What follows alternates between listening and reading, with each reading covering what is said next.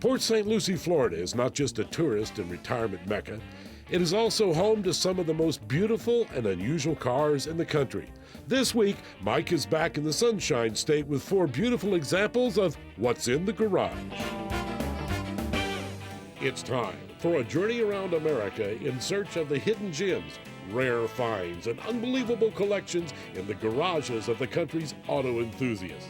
Each week, Mike Phillips will lead us through the amazing, fascinating, and entertaining backstories that make up What's in the Garage, presented by AutoGeek.net. This week, Mike is in beautiful Port St. Lucie, Florida.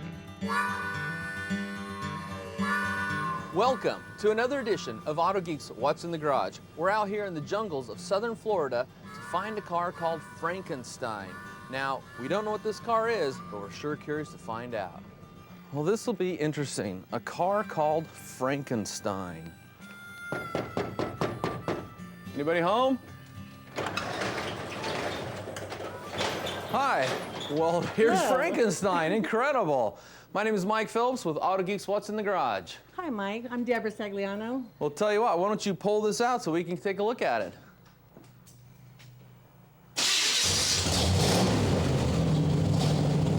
Well, it sounds like a monster. It is. Are you the monster's builder? I am. Hey, can you tell us a little bit about your car here? Well, originally started off as a 68 MGB.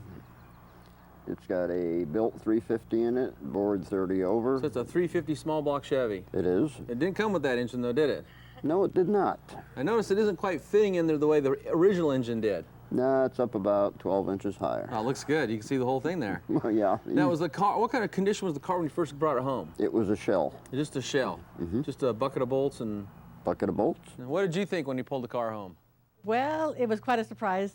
Yeah? I wasn't sure what was going to transpire from that point. Well, when we got an email that said, hey, there's a car here called Frankenstein, come check it out, we had no idea what to expect. This is incredible. Go ahead and tell me about some of the specifics, though. Well, I had to cut out the hood, evidently, and the bug catcher is actually built out of the aluminum I cut out of the hood. So the aluminum hood became the bug catcher, and you hand fabricated all this? I did. Oh, incredible. Nothing goes to waste.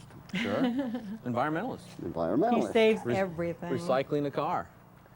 How How about this up here? It's a I built the gas- gauge cluster. Okay. So fabricated all this. Yes, sir. That's so you can keep an eye on all the vitals. Yes. Statistics for the engine is running. Okay. I've completely gutted the dashboard and the wiring. What do we got down here for a shifter? It's a B&M slap shifter. I noticed you got a lot of toggle switches. How do you know what all these go to? I mean, there must be Well, a they're dozen all- toggle switches. They're all labeled. One turns on the main power.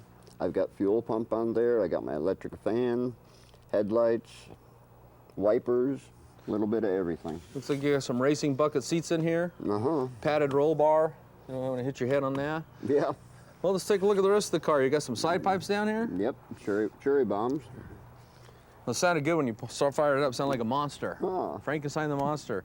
What's this back here? Those are wheelie bars to keep the front end on the ground. Well, do you use those every time you take it out? Pardon me? You'd use those every time you take it out? I do.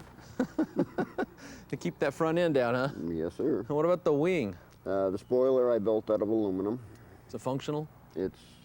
Haven't had it up quite that quick yet, but yeah, it would be. Well, it looks really good. Now, what, you got the stock rear end underneath there? No, it came out of a Camaro. Is that right? You got a Camaro rear end then. What kind of gears you running in there? 411s. 411s. Well, that's pretty low. Deb, did the whole thing go together in this garage? Oh, no. No? You see that garage, that carport, whatever, right there? Yeah. That's where we started 3 years ago. Okay. So start over there, and then after it got assembled, it got the final home. Well, there's another apartment connected here, so we moved from there to the bigger one here, which came with a garage. Yeah. Have you always been a car girl? Pretty much. Pretty much, yeah. Pretty much. Yeah. So it's kind of fun just to jump in there with Frank and then go out and drive it around? Oh, yeah. Well, he's built a lot of cars in his lifetime. Yeah. Is but- this just one of many? Well, this is the only one for me. This Yeah. is the first time he's made one for his wife. So. Yeah, I see it right here. Deb's toy. That's true. Now, do you ever drive it? I do. Yeah, do you like it? I love it. Oh, yeah? Oh, yeah. Fun to take it out and just put your foot into it? Not too much, though. Yeah. You ever get pulled over and get a ticket? Nope. Never? Never. Well, that means you're not driving it fast enough. Seriously. What about the fender flares back here? Do you fabricate all that up too? I did. That looks good. And what size tires you got on there? They're 15s. Now, what was the original motor that came in here? Just a little 4-popper. What's in the Garage, presented by AutoGeek.net, is being brought to you by Metrovac, pound for pound, the most powerful hand vac on the planet, available at AutoGeek.net. And by ARP, the world leader in fastener technology. And by Pinnacle, science and nature in harmony, available at AutoGeek.net. Coming up, Mike gets the inside scoop on this beautiful Plymouth.